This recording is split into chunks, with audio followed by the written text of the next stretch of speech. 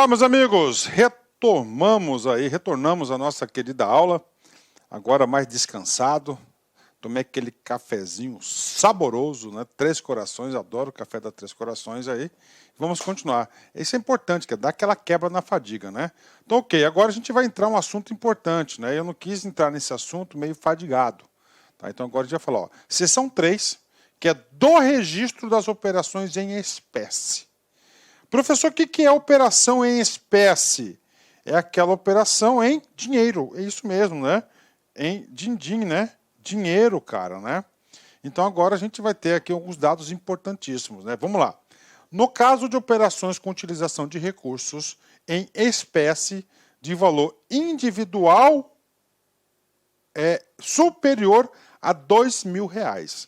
Então é o seguinte, então tem que ser, ó, R$2.000, né? Ou superior, tá? Igual ou superior. O que acontece aqui? Você vai ter que apresentar, né? Ó, todas as instituições do artigo 1º. As informações previstas no artigo 28 e 29. Nome, CPF, endereço, né? CNPJ, aquelas coisas todas, código de operação, né? E além disso, né?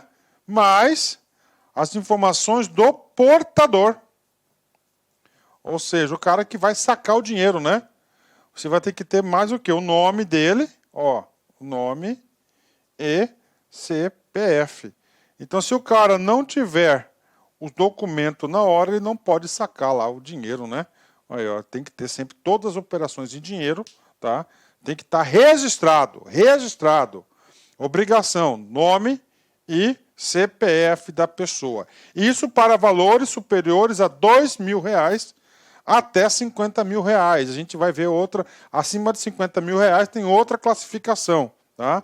Ah, professor, milão, não precisa de nada, você vai lá, leva lá, você recebe lá os milão. Identifica, claro, né? Vamos lá.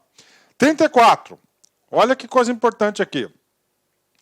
No caso de operações de depósito ou aporte em espécie de valor individual igual ou superior a R$50.000, as instituições do artigo 1º devem incluir no registro, além das informações já previstas nos artigos 28 e 29 que vimos atrás, o que deve incluir? Ó, aqui é o quê? Depósito ou aporte, né? Depósito ou saque, tá? Em dinheiro, né?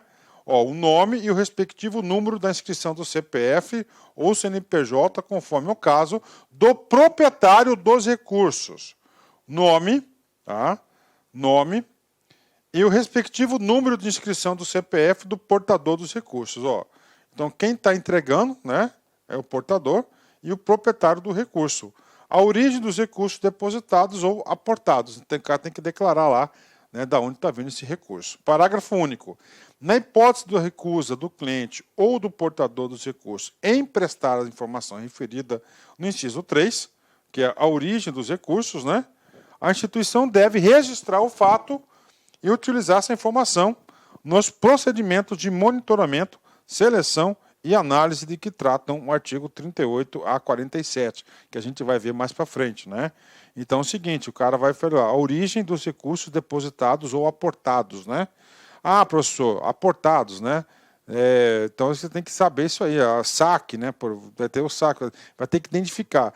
Ah, a pessoa não mencionou, mas ele vai registrar lá em a parte esse procedimento e claro que vai lá para a área de risco. Qual que é a ideia do negócio aqui, né? Aquilo ali é aporte, depósito, né? Qual que é a ideia? A ideia é o seguinte, quem não deve, não teme, tá? Quem não deve, não teme. Essa é a ideia principal, tá? Vamos lá, artigo 35, vamos comigo. Agora aqui é saque, é outra coisa. No caso de operações de saque, inclusive as realizadas por meio de cheque ou ordem de pagamento no valor individual igual a R$50.000. Quais as informações? Saque, né? O nome do respectivo número de inscrição do CPF, o cara está com cheque lá, tem que estar o CPF, tá? Destinado, ó, conforme o caso do destinatário dos recursos, nome e o respectivo número de inscrição do CPF do portador do resquício e a finalidade do saque. Número do protocolo referido ao artigo 36, a gente vai ver mais para um próximo dispositivo o número do protocolo, que significa dizer aí a parte do quê? A parte lá que é o saque R$50.000 e tem que fazer a provisão, né? Então, o número do protocolo. Então, tá aí, o saque tem esse instrumento. Professor, finalidade do saque, né? Isso aqui eu passei na pele, né? Em 2016, né? Eu precisei fazer uma cirurgia em família e eu paguei em dinheiro, tá? Eu lembro que na época foi R$40.000 a cirurgia, isso, né? Então a gente já tinha combinado, ia pagar em dinheiro, então juntei o dinheiro, aí eu fui sacar no banco, né? Aí o caixa perguntou, né? Para onde queria a destinação desses recursos, né? Cara, para quê? Para o atendimento desse dispositivo. Claro que na época não era R$50.000, era um valor menor, e também não era essa circular. Essa aqui já é uma outra circular.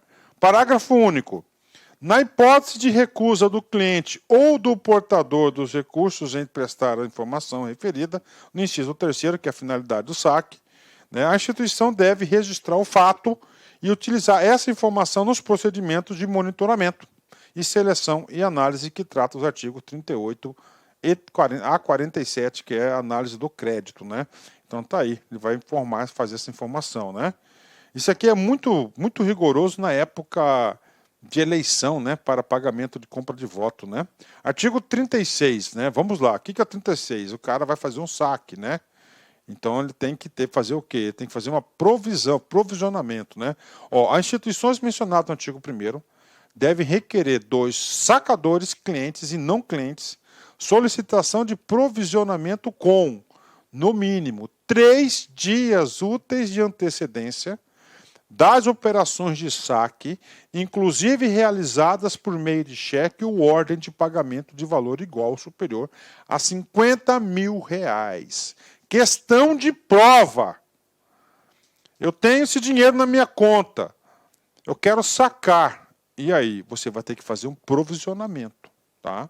O que é o provisionamento? Você vai entrar em contato com a agência, vai dizer que você necessita fazer um saque de R$50.000 ou maior, com no mínimo 3 dias de antecedência. Às vezes você pensa que é regra do banco. Não é regra do banco, é regra do Banco Central que o banco está cumprindo, né? Ah, professor, por que tem que fazer isso? Nós vamos ver. É porque para a instituição financeira comunicar o COAF. Olha, fulano de tal, vai que a pessoa está sendo monitorada, né? Monitorada pela polícia, né? Está sendo monitorada pela polícia. Aí pronto, já arma a barraquinha para o cara lá, já arma a casinha para ele, né? As operações de saque que trata o CAPT devem ser consideradas individualmente para efeitos de observação do limite previsto. Individualmente. Como assim, professor? O cara vai lá e faz um saque de 2 saques de 20 e um saque de 10. Não conta, é individualmente, é por saque, né? Não é no acumulado. Parágrafo 2º. As instituições referidas no caput devem possibilitar a solicitação de provisionamento por meio de sítio eletrônico da instituição e da internet e das agências ou postos de atendimento. Aqui está falando o seguinte, né? As instituições têm que dar os mecanismos necessários para efetuar esse provisionamento, tá? Então, pode ser no site ou atendimento presencial nas agências. Emitir protocolo de atendimento ao cliente ou ao socador, não cliente, no qual deve ser informado o valor da operação, a dependência na qual deverá ser efetuado o saque, o local, a data programada para o saque. E registrar no ato da solicitação de provisionamento as informações indicadas no artigo 35, conforme o caso. Então, está aqui. Então ele tem que avisar 3 dias, tem um protocolo, e quando ele for sacar esse dinheiro, tem que apresentar esse protocolo para registrar lá, para sacar o dinheiro. É controle em cima de controle, né? No caso de saque em espécie, a ser realizado por meio de cheque por sacador, não cliente, a solicitação de provisionamento que trata o capto deve ser realizada exclusivamente em agências ou postos de atendimento. Por quê? Porque o cara não é cliente, né? O cara não é cliente, não tem acesso ao site. Então, ele tem que ir até a agência com cheque e solicitar um provisionamento de caixa. Ele vai ter um protocolo certinho. Artigo 37. As instituições referidas no artigo 1º devem manter registro específico de recebimento de boleto de pagamentos pagos com recursos em espécie. Olha aí, né? Ah, professor, eu quero aí só vou pagar boleto com recursos em espécie. Bingo. O que acontece? Tá certo, um controle específico para o pagamento de boletos em espécie, né? Aí. A instituição que receber boleto de pagamento que não seja de sua emissão deve remeter à instituição emissora a informação que o boleto foi pago em espécie, né? É controle em cima de controle, né? Aí eu fico vendo aí, né, cara, o nosso glorioso, né? Nosso glorioso Pix, né? O que acontece o Pix? Cara, o Pix né? Ele vai controlar tudo, não tem jeito, né? Vai controlar bastante aí. Ok? Então bora, vamos continuar, né? Próximo capítulo. Tá? Agora o que? O monitoramento e seleção e análise de situações suspeitas, né? Então o que ele vai acontecer? Ó, primeiro, monitoramento da seleção e da análise de operações e de situações suspeitas, né? Primeiro, como que vai monitorar? Né? Vai monitorar, selecionar, análise de operações. Estou solicitando um empréstimo, uma aplicação, passa por uma análise. Então, vai criar uma estrutura administrativa para gerenciar essas informações. Vamos lá. 38. As instituições referidas no artigo 1º devem implementar procedimentos de monitoramento, seleção e análise de operações de situações com o objetivo de identificar e dispensar especial atenção às suspeitas de lavagem de dinheiro e financiamento ao terrorismo, né? Então, quando identificar um caso disso, né, ele vai dispensar, ou seja, ele vai dar atenção mais do que especial para monitorar essa situação. E, claro, a gente vai ver um capítulo mais para frente que ele tem a obrigação de comunicar isso ao COAF. Parágrafo 1º. Para os fins desta circular, operações e situações suspeitas referem-se a qualquer operação ou situação que apresente indícios de utilização da instituição para a prática dos crimes de lavagem de dinheiro e de financiamento ao terrorismo. Tá? Então, identificou aí qualquer coisa, já configurou fato gerador. Parágrafo 2º. O procedimento que trata o caput deve ser aplicado, inclusive, às propostas de operação. Tá? Então, no campo da proposta também. Os procedimentos mencionados no caput devem, agora fala os procedimentos, ser compatíveis com a política de prevenção de lavagem de dinheiro e financiamento do terrorismo no artigo 2º, claro que a gente fez da política, né? Ser definidos com base na avaliação interna de risco, ok. Considerar a condição da pessoa exposta politicamente, nos termos do artigo 27, bem como a condição de representante familiar ou estreito colaborador da pessoa exposta politicamente. Estar descritos em manual específico aprovado pela diretoria da instituição. Tá? Então, isso aqui é da análise e seleção do crédito, né? Bacana, vamos aí, continuar. Seção 2. Do monitoramento da seleção de operações suspeitas, né? Aqui ele já está monitorando, né? Como é que ele vai fazer isso?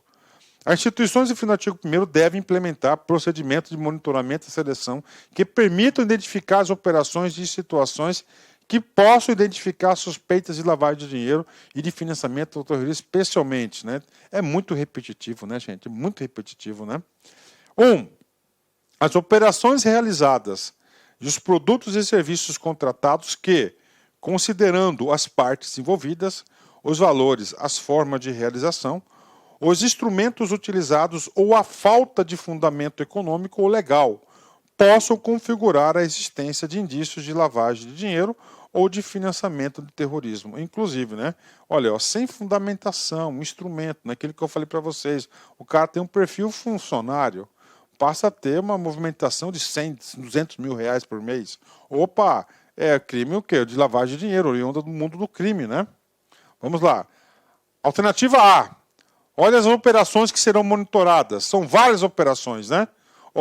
As operações realizadas ou serviços prestados que, por habitualidade, valor ou forma, configurarem artifício que objetive burlar os procedimentos de identificação, qualificação, registro, monitoramento e seleção previstos na circular. B.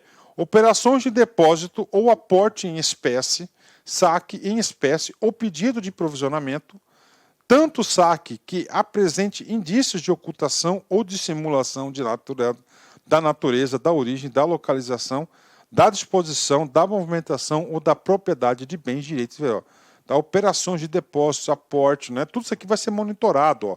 As operações realizadas, os produtos e serviços contratados que, considerando as partes e os valores envolvidos, apresentem incompatibilidade com a capacidade financeira do cliente. Ó, apresenta incompatibilidade com a capacidade financeira do cliente, incluindo a renda, no caso de pessoa natural, ou faturamento no caso de pessoa jurídica e ou patrimônio. As operações com pessoas expostas politicamente, de nacionalidade brasileira, e com representantes familiares ou estreitos colaboradores de pessoas expostas politicamente serão monitoradas, né? As operações com pessoas expostas politicamente estrangeiras, os clientes e as pessoas em relação aos quais não seja possível identificar o beneficiário final. Olha, ele quer ocultar, né? Ó, quando você não consiga identificar o beneficiário final, ó, por quê? Porque alguma coisa está acontecendo, quem está escondendo, né? As operações oriundas ou destinadas a países ou territórios com deficiências estratégicas na implementação das recomendações do Grupo de Ação Financeira, GAF, e as instituições em que não seja possível manter atualizadas as informações cadastrais de seus clientes, né? Tá? E, finalmente, o bloco 2. O que diz aqui? As operações e situações que possam indicar suspeitas de financiamento ao terrorismo, né? O período para execução dos procedimentos de monitoramento e de seleção das operações e situações suspeitas não pode exceder o prazo de 45 dias. Olha aí, ó, seleção, né? Contados a partir da data da ocorrência da operação. Então tem que ter os procedimentos, não pode exceder o prazo de 45 dias, né? O período para a execução dos procedimentos de monitoramento. Então é o seguinte, o que acontece? O monitoramento não vai ser ad eterno, tá? Aqui o legislador fez uma proteção para a pessoa, uma garantia individual, tá? Por exemplo, o cara foi lá, fez uma operação suspeita, ele passou a ser monitorado. Pronto, procedimento de monitoração. Isso está dizendo. Ocorreu o fato gerador, ele vai ser monitorado. Tá? Então a instituição já vai ligar um radar no cara. Esse radar ligado no cara não é de ad eterno. Tá? O parágrafo único foi bem claro. Esse radar é de até, não pode exceder 45 dias. Tá? 45 dias. Senão vai invasão da privacidade do cara, né? 40. As instituições referidas no artigo 1º devem assegurar que os sistemas utilizados no monitoramento e na seleção de operações e situações suspeitas contenham informações detalhadas das operações realizadas e das situações ocorridas, inclusive informações sobre a identificação e a qualificação dos indivíduos. As instituições devem manter documentação detalhada dos parâmetros variáveis, regras e cenários utilizados no monitoramento e seleção de operações e situações que possam indicar suspeitas de lavagem de dinheiro e de financiamento ao terrorismo. Os sistemas e os procedimentos utilizados no monitoramento e na seleção de operações e situações suspeitas devem ser passíveis de verificação quanto à sua adequada efetividade, né? O artigo 41, né? Então não tem nada importante do que eu falei para vocês, vamos lá. Deve ser incluídos no manual referido no artigo 38. Tá? Que o manual de quê? Manual, aqui, qual que é esse manual? Nós temos o primeiro manual da política, beleza. Segundo, avaliação de riscos. E aqui é o manual de avaliação da análise e seleção do crédito. Tá? É esse aqui, desse capítulo, inclusive, né? Vamos lá. Nesse manual, aqui é requisitos para elaborar o documento. Ó, os critérios de definição da periodicidade de execução dos procedimentos de monitoramento e seleção para os diferentes tipos de operações e situações monitoradas e os parâmetros, as variáveis, as regras e os cenários utilizados no monitoramento e seleção para os diferentes tipos de operações e situações. Artigo 42. Os procedimentos de monitoramento e seleção referidos no artigo 39 podem ser realizados de forma centralizada instituição do conglomerado prudencial e do sistema cooperativo de crédito. As instituições que optarem por realizar os procedimentos de monitoramento e seleção na forma do caput devem formalizar essa opção em reunião com o Conselho de Administração ou inexistente da diretoria institucional. Pronto, né? Terminamos essa parte aí. Vamos lá. Do procedimento da análise de operações e situações suspeitas, né? Então, o que acontece aqui? Aqui ele vai trazer, tá? Ele vai trazer o seguinte, né? Identificou uma operação suspeita. E agora? Qual o procedimento que a instituição é obrigada a fazer, a realizar? O primeiro procedimento que eu vou falar para vocês tem que ser escrito formalmente. Está aqui, ó. Tem que montar um dossiê daquela operação e mandar para o COAF. É isso aí. Então, ou seja, o COAF já vai receber informação mastigada, né, cara? Vamos lá. As instituições referidas no parágrafo 1º devem implementar procedimentos de análise das operações e situações relacionadas por meio de procedimentos de monitoramento e seleção, que trata o artigo 39, com o objetivo de caracterizá-las ou não como suspeitas de lavagem de dinheiro e financiamento do terrorismo. Está aí. Tá? O período para execução dos procedimentos de análise das operações e situações selecionadas não pode exceder o prazo de 45 dias, contados a partir da data da seleção da operação de situação. Ok, é o mesmo prazo. Ó. A análise mencionada no caput deve ser formalizada em dossiê. Ele tem que montar um dossiê, independentemente da comunicação ao COAF referido no artigo 48. Então, o artigo 48 ele vai falar quais situações que as instituições financeiras são obrigadas a avisar o COAF, né? Mas isso pode cair na prova, formalizada em dossiê. É vedado, para elaborar esse dossiê, a contratação de terceiros para a realização da análise referida. Ou seja, o dossiê tem que ser feito por um empregado da instituição. Tá? O funcionário legalmente não pode terceirizar. Por quê? Porque é uma função muito importante, né? Tem que ter uma responsabilidade direta. Né? A realização da análise referida no exterior. Então, tudo que for é vedado, ó, a realização de análise referida no artigo 43 no exterior. Então, tem que ser feito no Brasil essa análise. Né? Tem que ser feita no Brasil e, além disso, tem que ser feito por empregado funcionário da instituição devidamente registrado. Parágrafo único. A vedação mencionada no caput não inclui a contratação de terceiros para a prestação de serviços auxiliares à análise referida. Né? Então é o seguinte, tem que ser feita por empregado, não pode ser terceirizado, mas os serviços auxiliares, aquele braçal, né, pode ser terceirizado. Isso que está dizendo aqui. Não há essa vedação. Tá? Artigo 45. As instituições referidas no artigo 1º devem dispor, no país, de recursos e competências necessários à análise das operações e situações suspeitas. Né? Então está obrigando aí as instituições financeiras a ter estrutura e recursos para isso. Né? E é caro, hein? Os procedimentos de análise referidos no artigo 43 podem ser realizados de forma centralizada em instituição do conglomerado prudencial ou do sistema. Então ele pode o quê? Centralizar a elaboração desses dossiês. Né? As instituições que optarem por realizar os procedimentos de análise na forma do caput devem formalizar a opção em reunião do Conselho de Administração ou, se inexistente, da diretoria da instituição. Ok, né? Vamos lá, seção número 4, né? Disposições finais aí, gerais, né? No caso de contratação de serviços de processamento e armazenamento de dados e de computação em nuvem utilizados para o monitoramento e seleção de operações em situações suspeitas, bem como de serviços auxiliares à análise dessa operação em situações, devem observar o disposto no capítulo circular. Isso aqui não é interessante para nós, cara, tá? Isso aqui é uma coisa bem específica. Próximo capítulo, né? É um dos capítulos mais importantes que nós temos aqui, que é o quê? Aonde o Banco Central fala.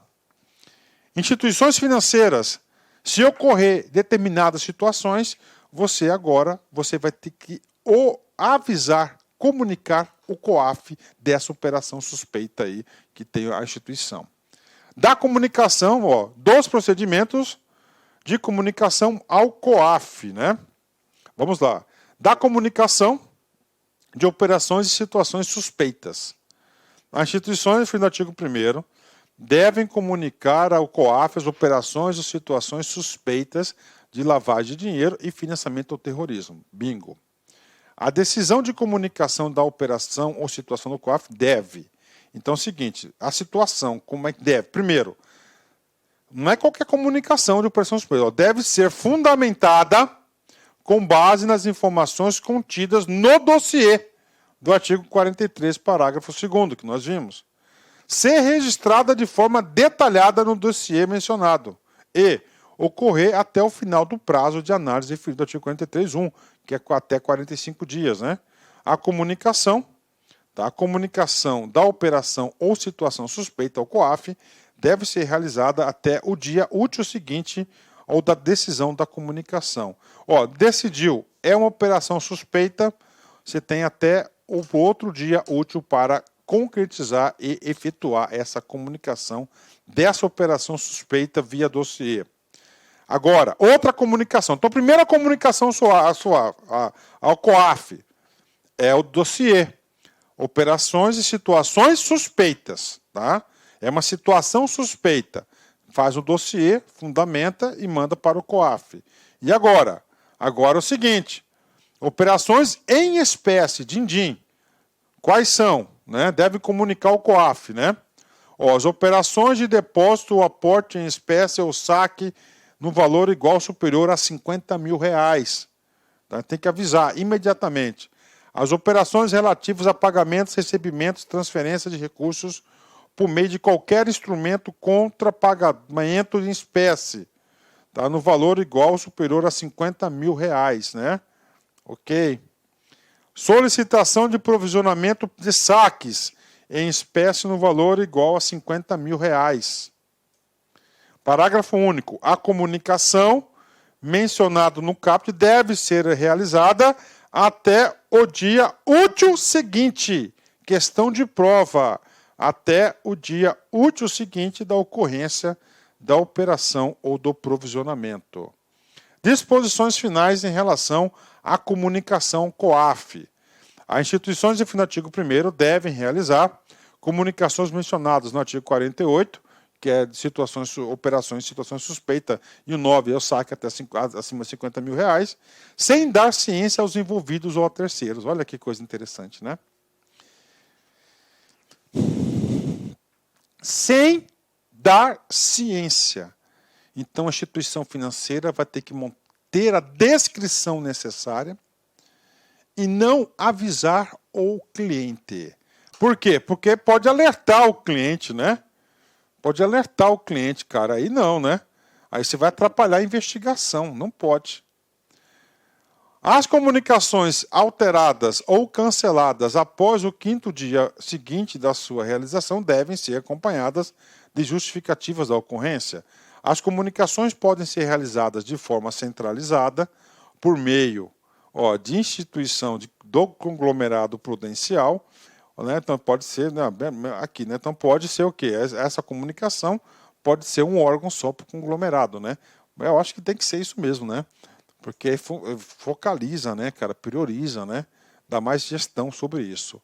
As comunicações referidas ao artigo 48 e 49 devem especificar, quando for o caso, a pessoa objeto da comunicação. É pessoa politicamente exposta ou de representante familiar estreito colaborador dessa pessoa? É pessoa que reconhecidamente praticou ou tenha intentado praticar atos de terrorista ou deles participado ou facilitado seu cometimento? É pessoa que possui ou controla direta ou indiretamente recursos da instituição, no caso do inciso 2, né? Então o cara vai lá, o ordenador de despesa, por exemplo, né? Tá aí. Tem que avisar. Artigo 54, né? As instituições que tratam o artigo 1º, que não tiverem efetuado comunicações ao COAF em cada ano civil, deverão prestar declaração de até 10 dias úteis após o encerramento do referido ano, atestando que a não ocorrência de operações e situações passíveis de comunicação. Olha um ferro aí, né? O que acontece? Cara, R$50 mil, né, é comum, né? Comum, né? Muitas empresas, fornecedores, cara. Então é o seguinte, se a instituição durante o ano não avisou nada ao COAF, o COAF falou, opa, então você vai ter que fazer uma declaração para mim que não houve nenhuma ocorrência. Já está dando prova contra o cara vai assinando essa sentença, né, cara? A sua sentença ali, né, de comunicação. As instituições do artigo 1º devem habilitar para realizar as comunicações no Sistema de Controle de Atividades Financeiras, SISCOAF, né, do COAF. Então tem um sistema eletrônico aí, na qual a instituição vai estar avisando aí o COAF, né, o SISCOAF. Vamos lá, reta final da nossa grande aula, né? Vamos aqui, capítulo 9, que é dos procedimentos destinados a conhecer funcionários, conhecer parceiros, conhecer prestadores de serviços e terceirizados. De serviços terceirizados. O que é isso, né? Ele falou, cara, como é o combate ao crime, o banco tem que ter uma atenção muito especial para quem trabalha com o banco, né? Porque ele pode estar revestido de alguém, né? Pode estar revestido de alguém que está ali, que pode estar ali a serviço do mundo do crime. Então ele vai lá dar agora a série de regras, né? Ó, instituições mencionadas, implementar procedimentos destinados a conhecer seus funcionários, parceiros e prestadores de serviços terceirizados, incluindo o procedimento de identificação e qualificação deles. Está tudo registrado certinho, uma instituição financeira, né? Os procedimentos referidos no caput devem ser compatíveis com a política de prevenção de lavagem de dinheiro e ao financiamento ao terrorismo, que trata o artigo 2, né? E mais a avaliação de risco, que trata o artigo 10, né? Ok, né? Os procedimentos referidos no artigo 56 devem ser formalizados em documento específico aprovado pela diretoria da instituição. O documento mencionado no caput deve ser mantido atualizado. As instituições referidas no artigo 1º devem classificar atividades exercidas por seus funcionários, parceiros, prestadores de serviços terceirizados, categoria de risco. A classificação em categorias de risco mencionados, né, deve ser mantida atualizada. Os critérios para a classificação das categorias de risco referida devem estar previstos no documento mencionado no artigo 57, né, que é exatamente esse artigo aqui. Então, as instituições financeiras, né, no exterior devem, né, obter informações sobre o contratado, verificar o objeto, se já foi objeto de investigação, ação, certificar que o contratado tem presença física no país onde está constituído, né? Contrato com instituições financeiras, né? Aí, ó, então, todas umas regras aí específicas, né? 59 e 60, né? E aqui, ó, contratos com terceiros não sujeitos à autorização para funcionar com o Banco Central do Brasil. Então tem toda uma regra aqui também, tá, de procedimentos a serem adotados, né? Então vamos lá. Outro capítulo. Dos mecanismos de acompanhamento e controle. Aqui envolve praticamente o quê? Os testes de auditoria. Olha lá. As instituições mencionadas devem, mecanismo de acompanhamento e de controle, de modo a assegurar a implementação e adequação da política, dos procedimentos e dos controles internos, que trata essa circular, incluindo, né, ó, a definição de processos, testes de trilha de auditoria, definição de métricas e indicadores adequados e identificação e a correção de eventuais deficiências, né? Os mecanismos que trata o artigo devem ser submetidos a testes periódicos pela auditoria interna, quando aplicáveis, compatíveis com os controles internos da instituição. Então, inclui também na rotina do controle interno da instituição a avaliação da efetividade do quê? Desses mecanismos de controle. Então, as instituições devem, efetividade da política dos procedimentos de controle internos que trata essa circular, avaliar que se deve ser documentado o relatório específico, né? O relatório tem que ter um relatório de efetividade, né? Tem que ser encaminhado anualmente, com data base dia 31 de dezembro, encaminhado para a ciência até dia 31 de março do ano seguinte da data base, ao comitê da auditoria, quando houver, ao conselho da administração ou, se inexistente, à diretoria da instituição. Então, tem que ter um relatório anual de avaliação da efetividade, se está funcionando ou não está funcionando esses procedimentos, né?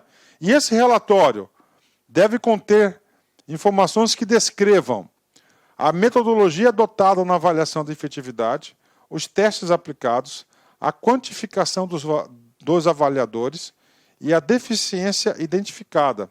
Conter, no mínimo, a avaliação dos procedimentos destinados a conhecer clientes, incluindo a verificação e a validação das informações dos clientes, a adequação dos dados cadastrais, dos procedimentos de monitoramento, seleção, análise e comunicação ao COAF, incluindo a avaliação de efetividade dos parâmetros de seleção de operações e de situações suspeitas, da governança da política de prevenção à lavagem de dinheiro e ao financiamento do terrorismo, né?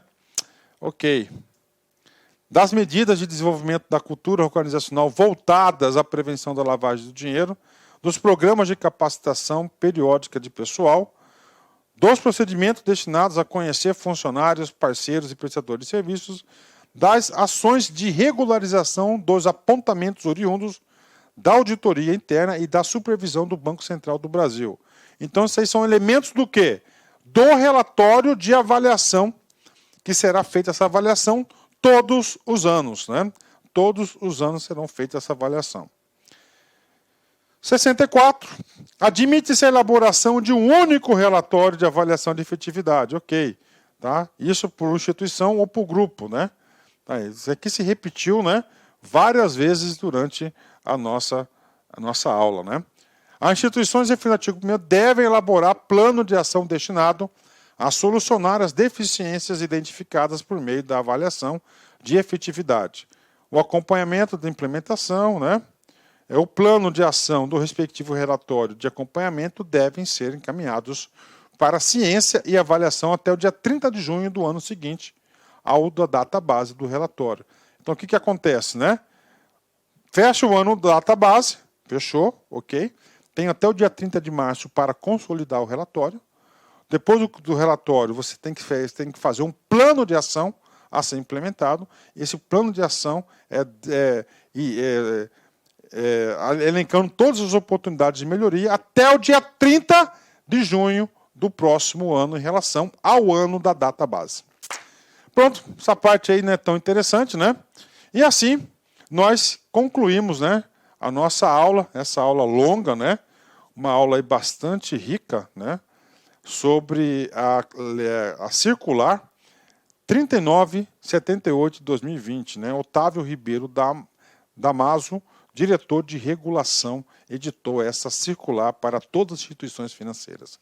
Meus amigos, um forte abraço, fique com Deus, até a próxima, se Deus quiser.